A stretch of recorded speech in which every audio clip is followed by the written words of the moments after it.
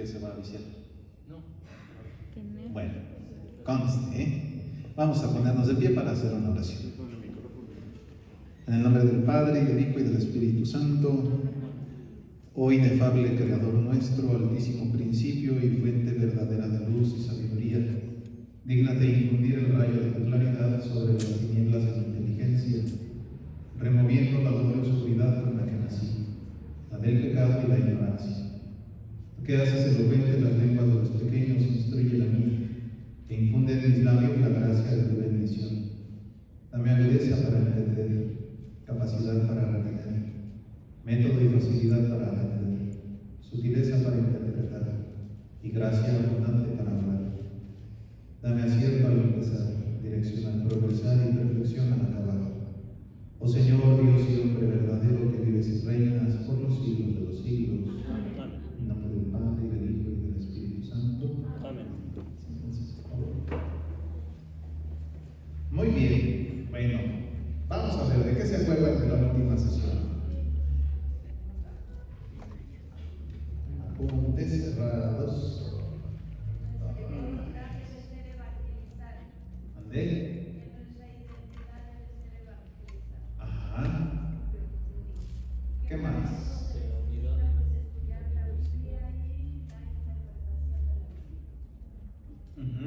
Tocamos el último puntito del tema 3 que estábamos siguiendo,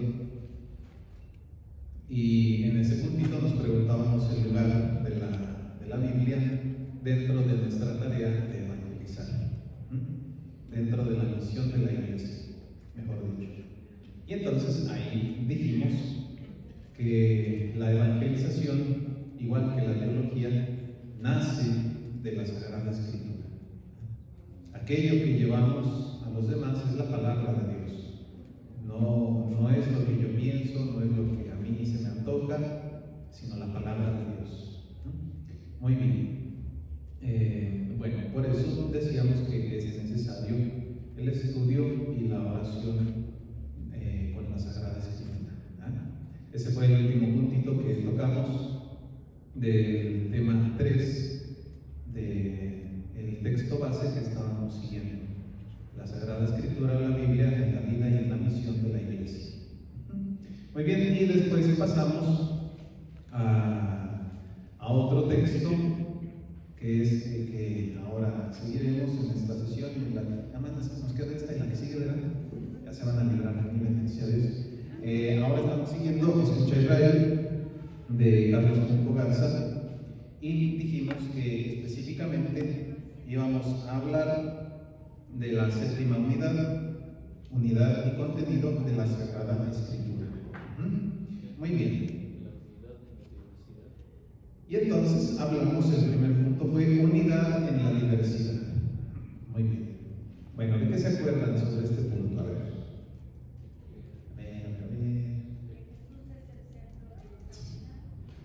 ¿Mandé? Que Jesús es el centro de esa unidad. ¿En qué sentido?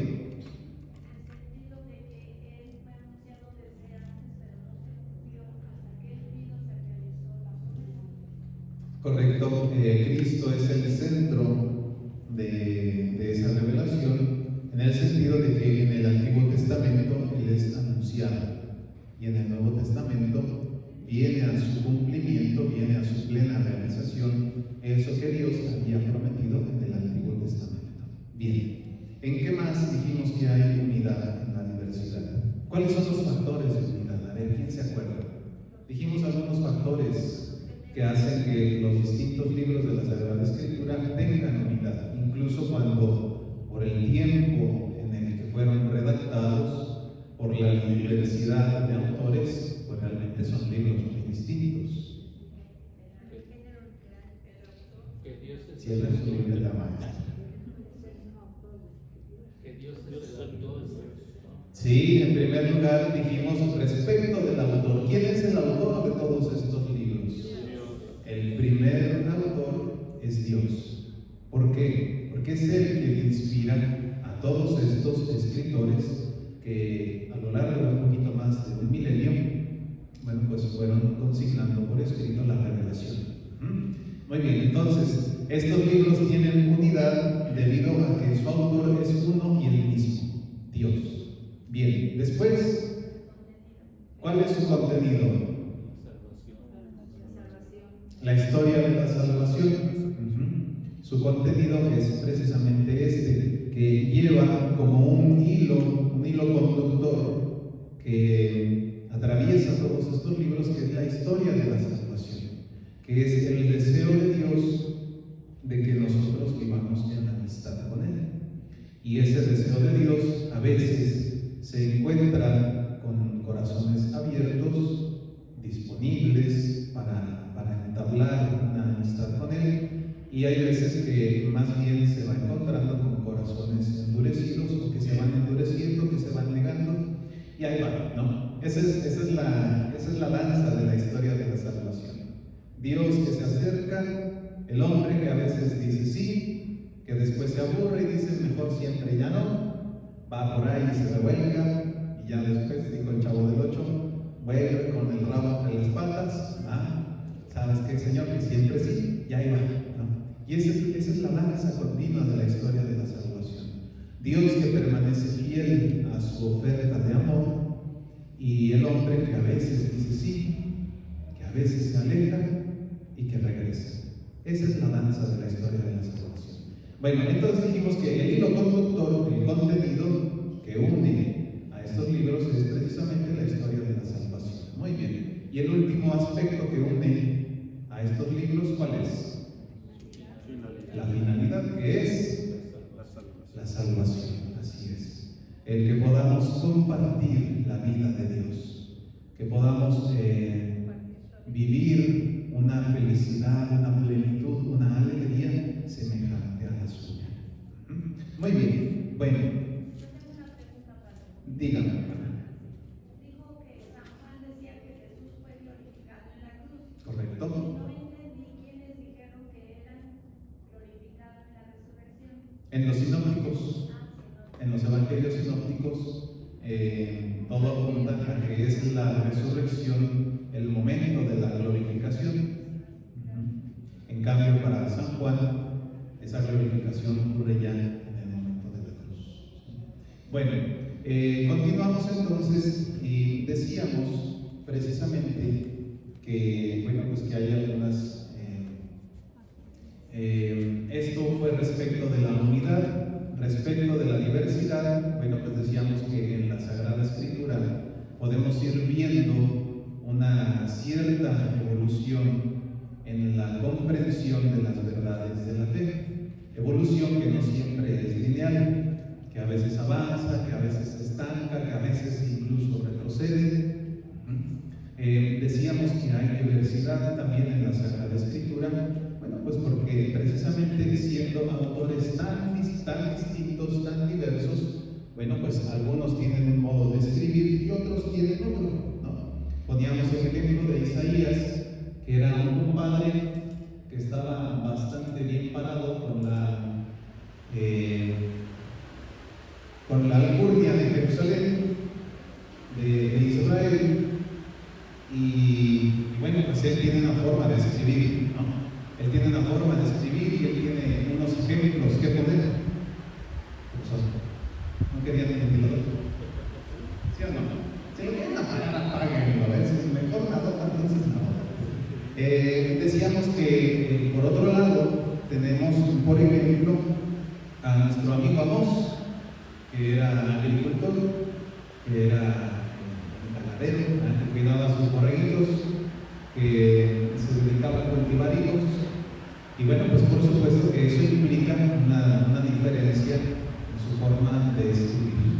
Muy bien, bueno, dijimos enseguida que hay unas actitudes que conviene rescatar, que conviene tener a la hora de acercarnos a la Sagrada Escritura. Y decíamos que la primera de estas actitudes es que seamos capaces de tener una mirada más global acerca de las verdades de fe que se nos van presentando en la Sagrada Escritura. Y decíamos que esto es especialmente necesario por este proceso de maduración en la comprensión o en la inteligencia de las verdades de fe. poníamos el ejemplo de la enfermedad, ¿no?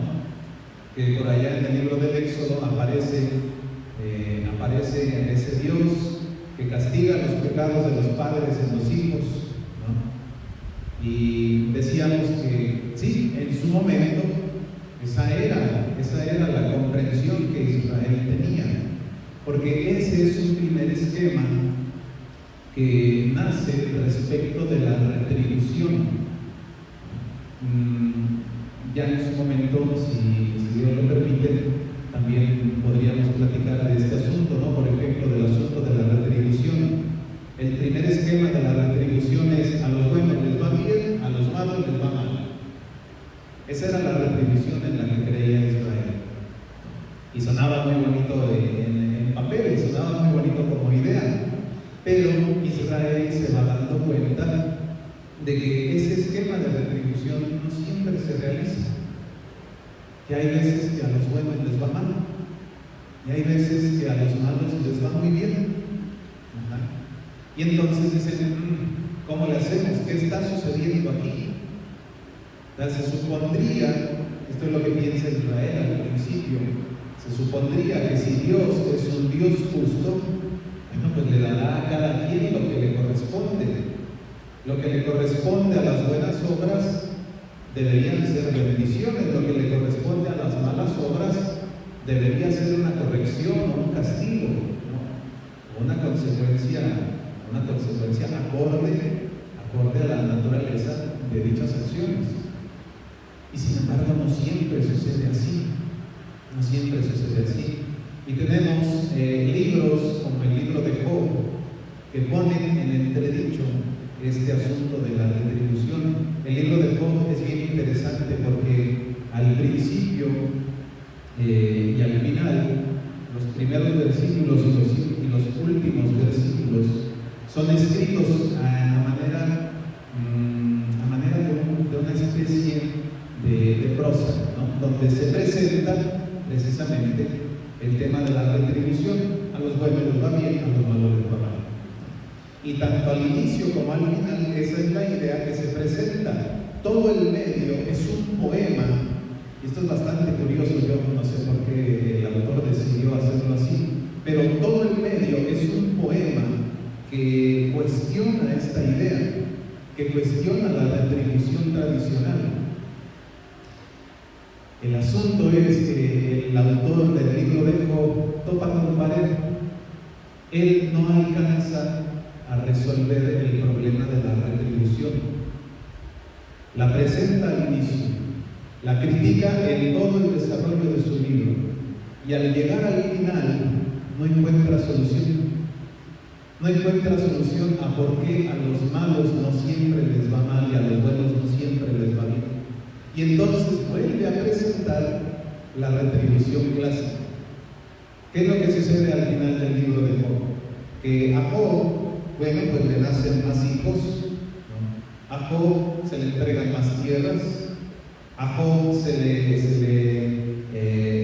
permite tener unos ganados todavía más grandes que los primeros. Vuelve al esquema de la retribución. A los buenos les va bien, a los malos les va mal. No alcanza a solucionar el problema. Lo pone en duda, pero no lo alcanza a solucionar. Después viene siempre el conjunto entre estos dos, pero creo que es el Eclesiastés. Creo que sí, es el Cogelio, ¿no? El que comienza hablando de vanidad de vanidades. Todo es vanidad, todo es correr tras el viento. Llega un punto en la historia de Israel en que se cae en cierto desencanto. No se le encuentra solución a este tema de la retribución y cae en un cierto desencanto, ¿no? Pues mira, a veces si te portas bien, a veces te va a ir bien, a veces no.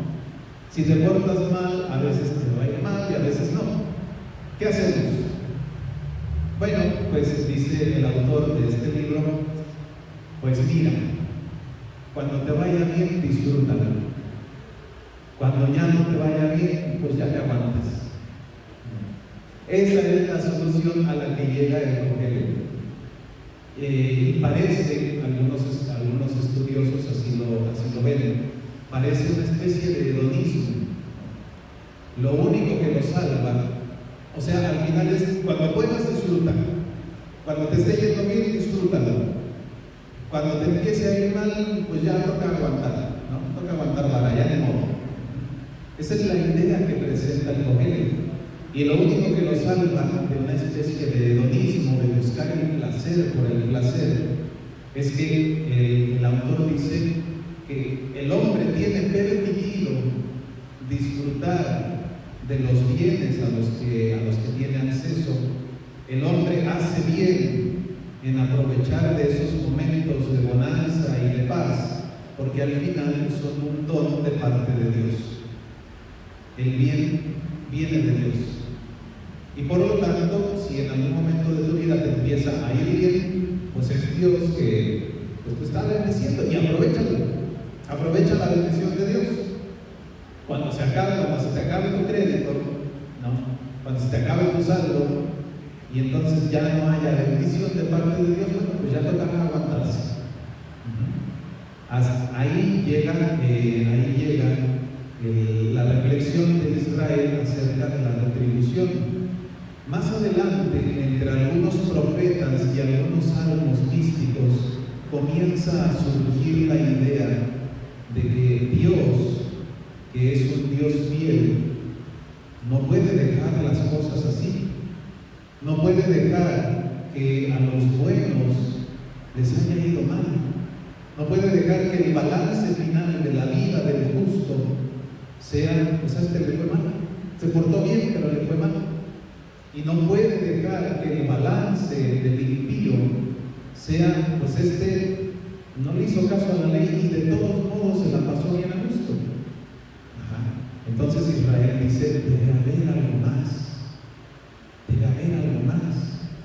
Y si Dios es el Dios de la vida, entonces la verdadera retribución no sucede aquí, sucede después de esta vida. Y comienza a gestarse la fe en la resurrección. Pero el asunto no es pensar en el final del hombre, en el destino último del hombre. El asunto es tener en cuenta la fidelidad de Dios. Si Dios es fiel, el que vivió obedeciendo sus mandatos, no puede ser que al final Dios lo deje mal. No puede ser que al final Dios no le haya hecho caso. No puede ser que Dios sea infiel y el hombre sea fiel. Eso no puede ser. Entonces debe haber una retribución después de la muerte. Debe haber una retribución más allá de la muerte. Y entonces Israel comienza a pasar de una idea de retribución temporal terrena a una idea de retribución ultraterrena, a una idea de un Dios que es fiel con los justos después de la muerte. Y comienza a crecer esta idea de la retribución después de esta vida. Y llegamos así a los libros de los Macabeos, al libro de Daniel y al libro de la sabiduría, donde ya se presenta de una forma clara la fe en la resurrección. ¿Israel se inventó la resurrección? No. Es una consecuencia lógica del presupuesto de que Dios es un Dios fiel, de que Dios es un Dios fiel a su palabra. Y si entonces aquí el misterio del mal no se alcanza a resolver, sí se va a resolver después de la muerte. Y entonces la retribución sucederá no solamente en esta vida, sino sobre todo después de esta vida. Y esto genera también otro cambio en la mentalidad de Israel, porque al principio se pensaba que la muerte era capaz de separar al hombre de Dios. Al principio, en los primeros libros del Antiguo Testamento, encontramos la idea del Sheol, del lugar de los muertos, como un lugar indiscriminado donde ahí caen todos, buenos, malos, justos, pecadores, ricos, pobres, todos caen en el mismo hoyo, todos. Ese es el Sheol. ¿Sí? Y se tiene esta idea de que de algún modo la muerte impide que el hombre siga en comunión con Dios. Llega la fe en la resurrección, el pueblo de Israel va pensando en la fidelidad de Dios y también se dan cuenta de que la muerte no puede tener un poder comparable al de Dios. Porque claro, si se afirma que después de la muerte el hombre ya no puede estar en comunión con Dios, se está afirmando que la muerte tiene la capacidad suficiente para impedir la comunión con Dios. E Israel dice, no, estábamos mal. La muerte no es capaz de separar al hombre de Dios. La muerte no es capaz de detener la comunión con Dios. Dios es más fuerte que la muerte. Y entonces, bueno, este es otro ejemplo de cómo a lo largo de muchos siglos, a lo largo de muchos años, el pueblo de Israel va repensando, va profundizando en la fe en el Dios único y verdadero que se le ha manifestado. No es simplemente, ya no me sirvió esta idea de retribución temporal, vamos a inventarnos otra cosa. No es ese el asunto. El asunto es que Israel se detiene a pensar y a profundizar en la identidad de Dios, en quién es Dios. Y de ahí, de quién es Dios, es que van naciendo estas verdades de fe, como la verdad de fe de la resurrección. Muy bien. Bueno, decíamos que, sin embargo, este proceso no siempre es lineal. De hecho, sucede en el tiempo de Jesús que hay una, no lo quiero llamar así, pero hay una comunidad, hay una parte de los judíos, que son los saduceos, que no creen en la resurrección. No creen en la resurrección, ellos no creen. Ellos consideran que la revelación es solamente el Pentateuco, los libros más antiguos. Los demás ya no les hacen tanto caso, ya no los consideran como palabra de Dios, ya no los consideran como revelación de parte de Dios. Y entonces, como la fe en la resurrección es una fe tardía, ya nace bastante más cerca del Nuevo Testamento, pues entonces los saduceos no creen en la resurrección. En cambio, los fariseos sí. Los fariseos sí creen en la resurrección. Entonces se van dando estas situaciones donde a veces se progresa, a veces se retrocede en las verdades de la fe. Y eso es algo normal, eso es algo natural. Muy bien, entonces todo esto para decir que es necesario tener una visión global, una visión de conjunto de lo que nos presenta la Sagrada Escritura. Porque si no, bueno, pues nos puede suceder lo que le sucede a los saduceos. Los saduceos se quedan con los primeros libros del Antiguo Testamento y no creen en la resurrección. ¿No? Nos puede suceder eso. Y por eso conviene que tengamos una mirada más amplia acerca de la Sagrada Escritura. Muy bien. Bueno. ¿Mandé? ¿El proceso de qué? El proceso de ir progresando en las verdades de la fe.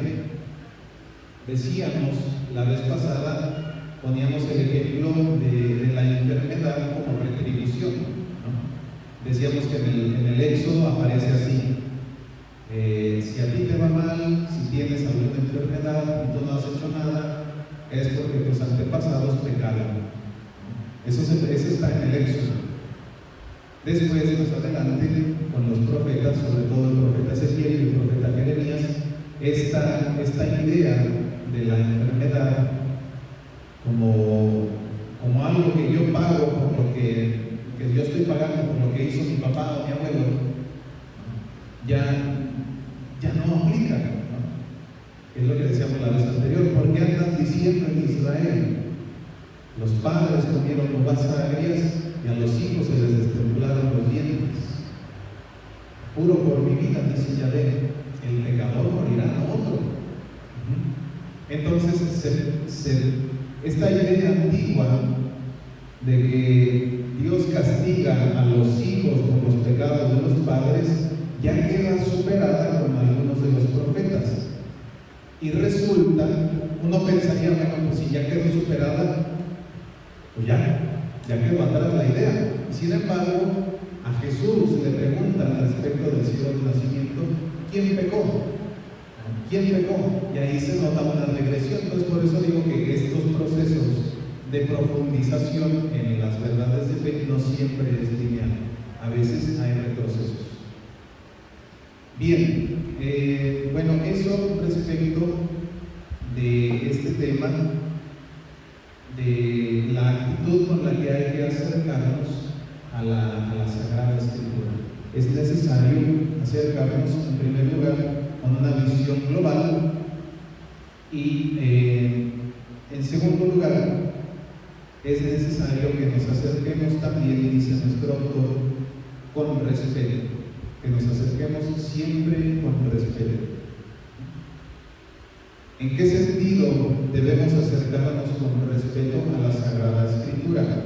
Hay que saber situar, dice nuestro autor, hay que saber situar cada afirmación en su contexto histórico. Hay que saber comprender cada afirmación en su contexto histórico.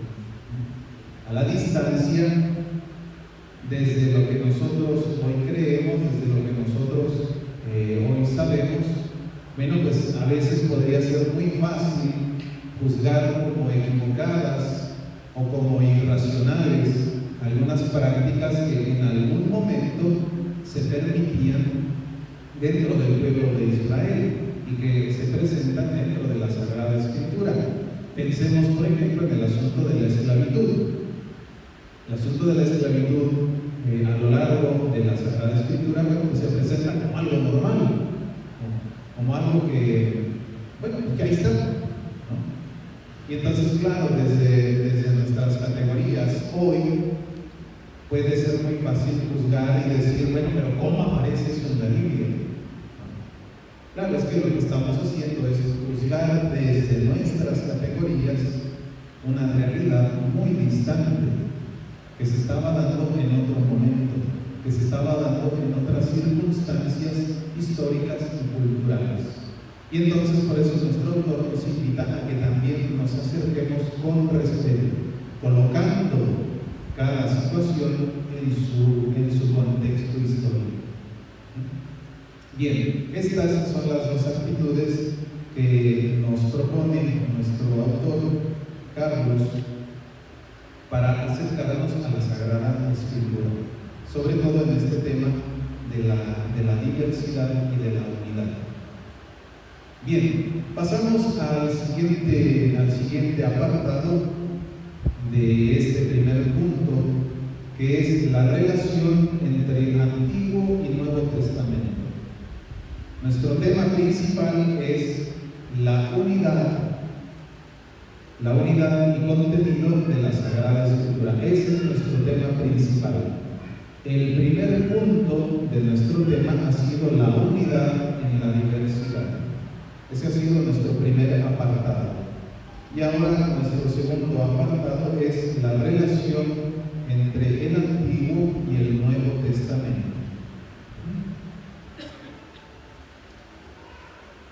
¿Qué relación hay entre el Antiguo y el Nuevo Testamento? De acuerdo con la ley Verbum, en el número 15,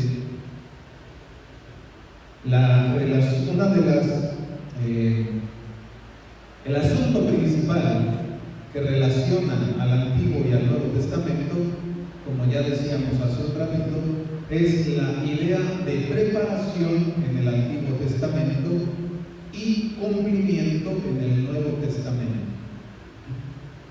La relación que hay entre Antiguo y Nuevo Testamento es que en el Antiguo Testamento hay un proceso de preparación, y ese proceso de preparación se manifiesta en el Nuevo Testamento como cumplimiento. Lo que se va, el terreno que se va preparando, que se va acomodando en el Antiguo Testamento, da su fruto en el Nuevo Testamento. ¿Sí? De tal forma que afirma la Dei Verbum, el fin del Antiguo Testamento es preparar la venida de Cristo. Eso es lo que dice la Dei Verbum. El fin del Antiguo Testamento es preparar la venida de Cristo. Esta venida de Cristo es anunciada por los profetas y representada con diversas imágenes. El fin es preparar la venida de Cristo, y dicha venida es anunciada por los profetas y presentada con diversas imágenes. El Antiguo Testamento es un proceso de pedagogía de parte de Dios que se va dando sobre todo mediante la ley. Dios va educando al pueblo de Israel. Dios va moldeando de a poquito el corazón de Israel. ¿Para qué? Para que en su momento pueda acoger al Mesías. Y esa es, digamos, una de las grandes empresas, una de las grandes intenciones del Antiguo Testamento. El Antiguo Testamento va preparando al hombre, y lo va preparando por medio de la ley. Esa ley sirve para que en su momento los corazones puedan recibir, reconocer, aceptar al Mesías. Regularmente a mí me gusta poner este ejemplo de que la ley que Dios le da al pueblo de Israel es como las rueditas entrenadoras que le ponen a la bici. Es para aprender. Es para aprender. Para eso es la ley. Para que aprendamos, en el caso del ejemplo, bueno, pues para aprender a andar en bici. Algunos no tuvimos rueditas, algunos pues simplemente nos caímos muchas veces hasta que ya no nos caímos, ¿no? Pero algunos sí tuvieron rueditas. Yo veía, por ejemplo, a algunos de mis primos que primero andaban para arriba y para abajo con sus dos rueditas, y ya cuando ya medio le agarraban la onda, le quitaban una y ya nada más se quedaban con una. Ahí iban haciendo el esfuerzo de ir al equilibrio, y cuando les iba a ganar, ya se apoyaban en la que les quedaba, ¿no? Hasta que llegó un punto en el que ya no la necesitaban y se le retiró. Bueno, pues ese mismo trabajo es el que realiza la ley en el corazón de los hombres. La ley que se le ha dado a Israel tiene el mismo cometido, el cometido de que el corazón aprenda a ir caminando por donde Dios le va mostrando. Ese es el cometido de la ley. De forma que un día ya no sea necesaria la ley en el sentido de que estés pensando constantemente en ella, de que estés cuidando constantemente a ver si no falté contra alguno de los mandamientos, ¿no? ¿Por qué? Porque ya lo has hecho tuyo. Así como cuando ya sabes bien andar en bici, pues no vas pensando a ver si no me caigo, a ver si no pierdo el equilibrio. Ya no, se vuelve algo natural. Pues de la misma forma, la ley se va volviendo en algo natural para el corazón del hombre, al punto en el que en lo único que piensa el hombre es como nos lo presenta Jesús en el amor a Dios y el amor a los hermanos. Por eso dice Jesús, yo no vine a abolir la ley, yo vine a darle cumplimiento, yo vine a darle perfección. Bueno, y la perfección de la ley es precisamente el mandamiento del amor, amar a Dios, amar al prójimo. Cuando el corazón humano aprende a dejarse guiar por los mandamientos, ya no va pensando a ver si falté contra este, a ver si falté contra aquel, ya se le vuelve algo natural. Muy bien, bueno, entonces el Antiguo Testamento tiene esta función, la función de ir educando el corazón del pueblo de Israel. En primer lugar, el corazón del pueblo de Israel, para que después de ahí la revelación llegara a todas las naciones, llegara a todos los pueblos. Esa es pues una de las relaciones que hay entre el Antiguo y el Nuevo Testamento. El Antiguo Testamento es preparación, es pedagogía, es educación. El Nuevo Testamento entonces es realización, es plenitud. Bien, en segundo lugar, como ya decía la ley verbo, hay relación entre la profecía y el cumplimiento. El Antiguo Testamento anuncia. Lo que hace el Antiguo Testamento es anunciar. ¿Qué cosa va anunciando el Antiguo Testamento?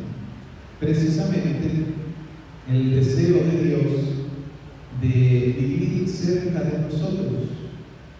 Eso es lo que va anunciando, eso es lo que va prometiendo en el Antiguo Testamento. Su deseo de estar cerca de nosotros, su deseo de ser un Dios cercano para con nosotros. Ese deseo de parte de Dios se anuncia en primer lugar como una descendencia real, como una descendencia que se le promete a David, al rey David. Al rey David, Dios le dice, siempre habrá alguien de tu familia en el trono. Siempre habrá alguien de tu familia. Y de tu familia surgirá uno que guiará a mi pueblo. De tu familia surgirá uno que guiará a mi pueblo. Esa es la promesa, esa es la profecía que encontramos en primer lugar en el Antiguo Testamento. Esa profecía después se va entendiendo con la idea, se va juntando con la idea del Mesías, de uno que Dios se elige, de uno que Dios aparta para sí, para que sea Él ese vínculo entre Dios y el hombre. Entonces, en el Antiguo Testamento tenemos profecía, tenemos un anuncio. ¿Cuál es el anuncio? Dios que quiere estar cerca de nosotros. Dios que quiere estar cerca de nosotros. El primer anuncio es una dinastía real, una dinastía que se le promete a David, en primer lugar.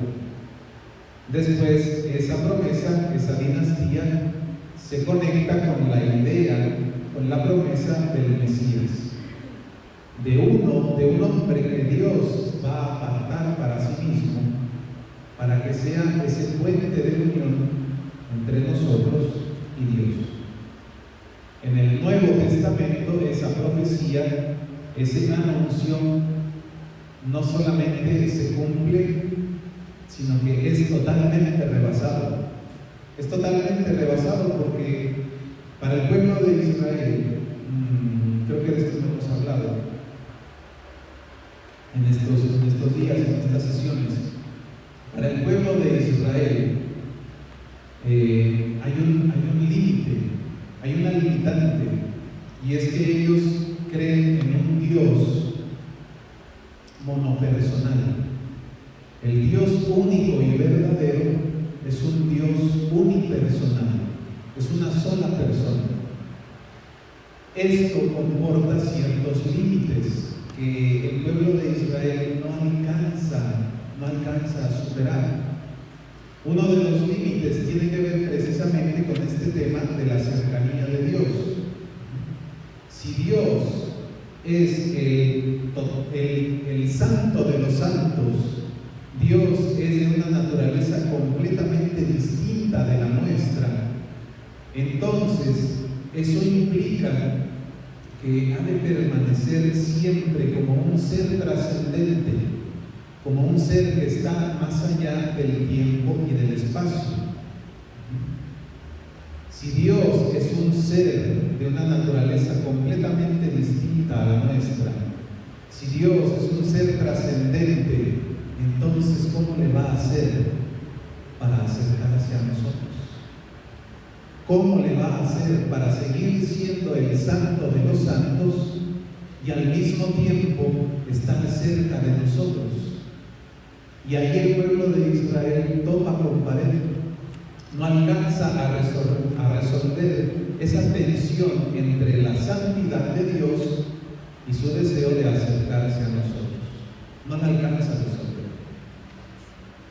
Le hace la luchita, eso sí, hace el intento.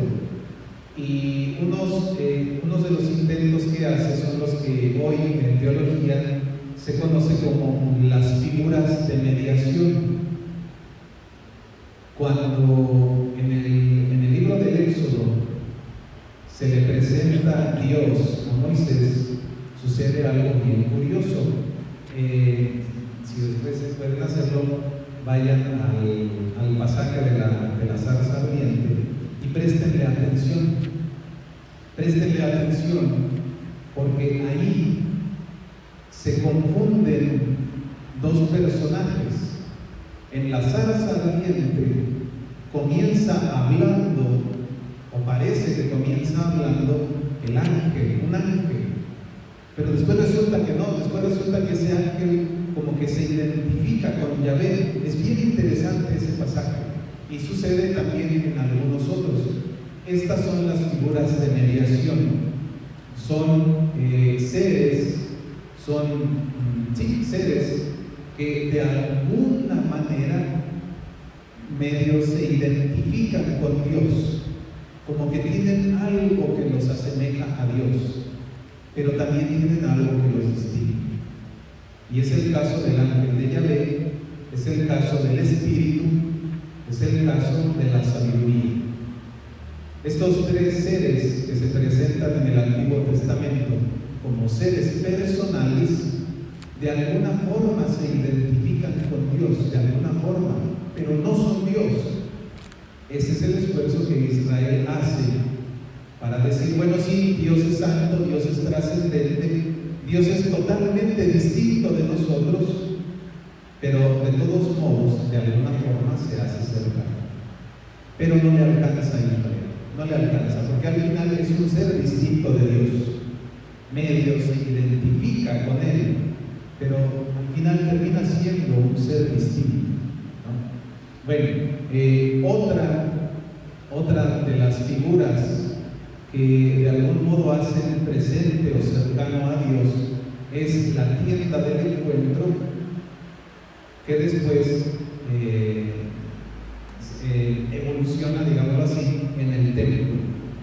La tienda del encuentro, donde Moisés entraba y ahí se ponía a echar chismecito con Dios. Esa tienda del encuentro, después el rey Salomón dice, mira, vamos a hacerlo, pero algo chido. Y entonces se construye el templo. La tienda del encuentro, el templo, es también una imagen, una figura que busca de algún modo hacer cercano a ese Dios totalmente trascendente. Pero el asunto es, ¿por qué estamos hablando de todo esto? Porque al final resulta que ese Mesías, ese descendiente de David, no es solamente un hombre. Resulta que ese Mesías, ese descendiente de David, es personalmente Dios y rebasa totalmente las expectativas de Israel. Israel pensaba en un hombre que iba a ser elegido por Dios. Pero Dios se brinca la tranca y realiza algo todavía más maravilloso. Ese Mesías es al mismo tiempo verdadero Dios y verdadero hombre. Por eso decían que la profecía, el anuncio que se realiza en el Antiguo Testamento de una descendencia davídica del Mesías no solamente se cumple, sino que incluso se rebasa. Muy bien, váyanse a descansar y ahorita les seguimos.